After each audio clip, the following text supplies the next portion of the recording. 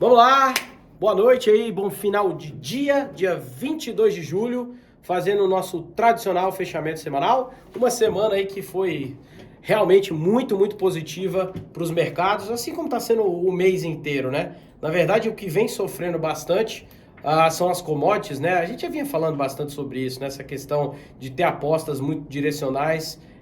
Não é nada saudável para o mercado financeiro, muito menos para os nossos portfólios, né? A gente nunca recomenda isso, recomenda aquela estratégia diversificada e muito bem alocada, independente do que está acontecendo no cenário no curto prazo, tá? Então, foi uma semana muito positiva para as bolsas no geral. Lá nos Estados Unidos, todas as bolsas subindo forte. Aqui no Brasil, a gente teve uma alta também um pouco mais...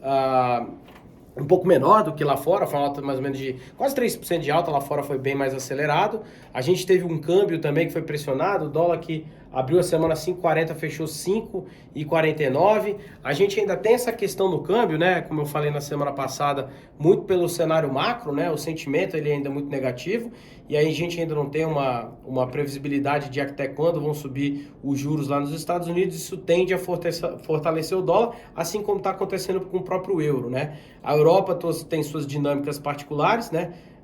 Com certeza ali a gente vai ter uma recessão muito mais acelerada até do que deve ter nos Estados Unidos.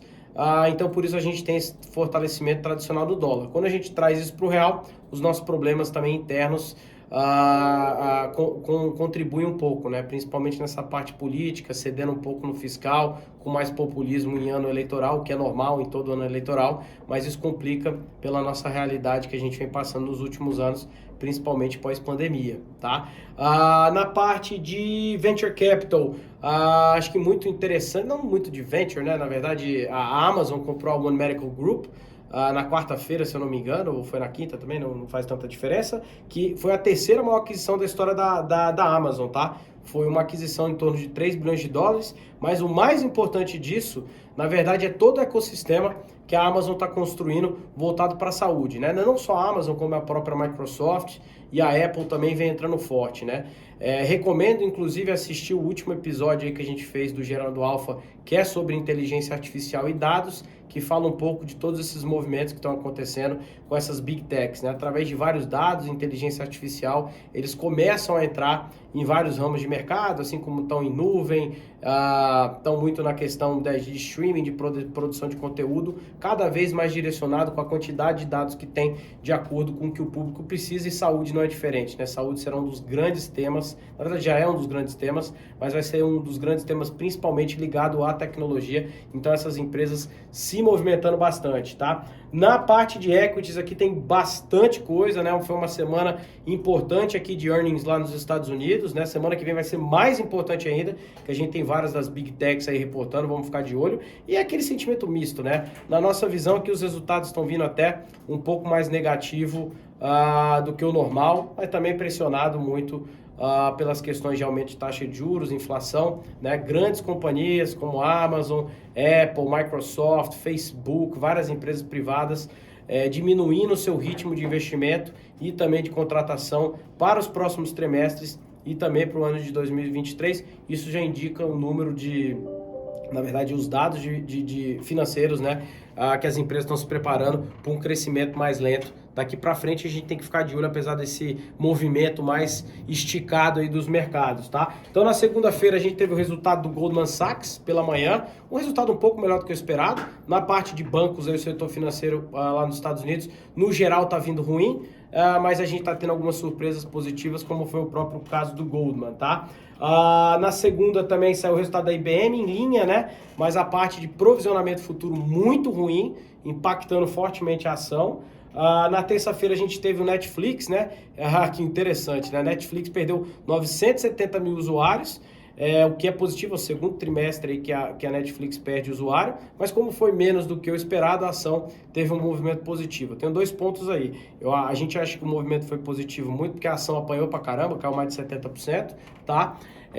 E também por conta do que os 900 mil representam menos usuários perdidos do que os 2 milhões esperados, né? Só que eu acho que o ponto que tem que chamar atenção é que eles perderam 900 mil e não mais, muito por conta de Stranger Things, né? Que foi lançado agora nesse tri do resultado e teve mais de 1,5 bilhões de views no Netflix, tá? Então, assim, foi o maior da história, realmente impressionante, né? Mas a briga por conteúdo vai ser realmente cada vez mais forte, tá? Na quarta-feira a gente teve Tesla, né? Tesla em linha, né? O free cash flow aí na casa dos 600 milhões, mas com um detalhe, né? O caixa livre aí de 600 milhões, porém, eles tiveram uma venda de 970 milhões mais ou menos de dólares em Bitcoin, o que, se você tirar essa questão do caixa, seria negativo em 300 milhões. Então, a parte operacional não tão positiva assim, tá?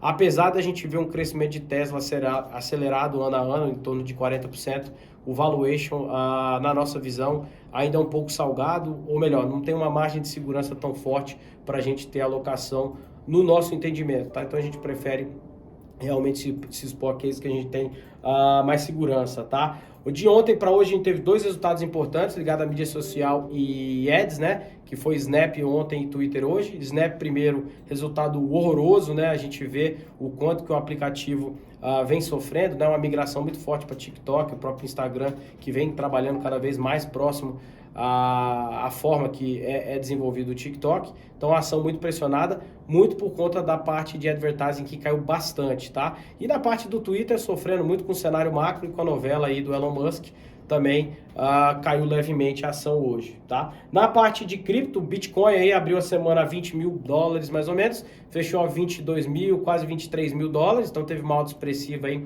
mais de 10% na semana, só que de novo, né, acho que a gente tem que ter mais respostas para a gente ter realmente esse sentimento mais positivo no curto prazo. A gente ainda está com os heads levantados na categoria de blockchain, tá? Mas o fundamento do longo prazo não mudou. Por que que eu falo isso? Porque na quinta-feira, mais uma empresa aí contaminada pela Celsius e pela Babel também bloqueou seus saques, a ZipMax, que é uma empresa, uma exchange de cripto aí que trabalha forte na Ásia, tá? Então, temos que ficar de olho até que nível vamos ter mais contágios.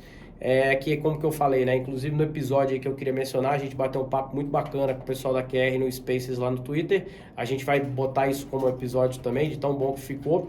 A gente fala muito dos paralelos da crise de 2000 com o inverno cripto, vamos chamar assim, que está acontecendo agora, tá? Então é uma novela um pouco mais longa para a gente olhar, para a gente ter aquela convicção contínua de longo prazo, tá? Aqui para a gente no Pascal, uma semana interessante, absolutamente tudo no positivo, né? Tanto o nosso hedge cambial como o nosso hedge em Bovespa positivo e todos os nossos papéis muito, muito forte. A gente teve uma semana bem expressiva, tá? Principais altas aí, Unity subiu 22%, levando que já vinha apanhando bastante, é uma das ações que a gente mais gosta aqui na empresa. A segunda também é uma das que a gente mais gosta, que é a Trade Desk, subiu 18%, e a Nvidia subiu 15% também, que a Nvidia já vinha caindo no ano, na verdade ainda está caindo no ano, 42%, estão apanhando bastante. Lembrando que a Nvidia é um dos principais cases ligado a 5G e também a blockchain, uma empresa extremamente sólida, tá? Então aqui para a gente finalizar, apesar da gente a gente teve, né, agora uma semana muito, muito positiva para os mercados em geral, como eu falei, não tanto assim para o Brasil quando a gente compara com a parte global, principalmente por conta de commodities, tá? O sentimento ainda é muito negativo nos mercados globais, principalmente nos Estados Unidos. Lembrando que o nível de caixa dos fundos, né, que é o dinheiro que vamos chamar está parado para novas alocações e oportunidades, está no nível mais alto desde outubro de 2008, o que significa que está todo mundo esperando novas correções, principalmente ligado aos earnings que não estão vindo tão bons assim, e também para a gente ver como que vai ser o movimento do Fed com as próximas altas aí na taxa de juros. Beleza? É isso, um ótimo final de semana e aquele abraço.